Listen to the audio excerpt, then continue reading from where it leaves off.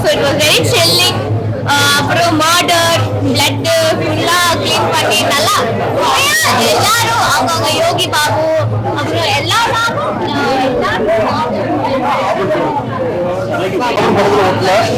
மற்றபடி படம் உண்மையில ஃபர்ஸ்ட் ஹாஃப் ரொம்பவே நல்லா இருக்கு.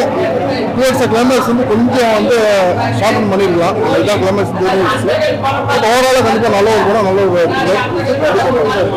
சிம்ரன் ஆக்டிங் ரொம்பவே நல்லா இருக்கு. பிரசாந்த் எல்லா ஆர்டிஸ்டும் நல்லா பண்ணிருக்காங்க.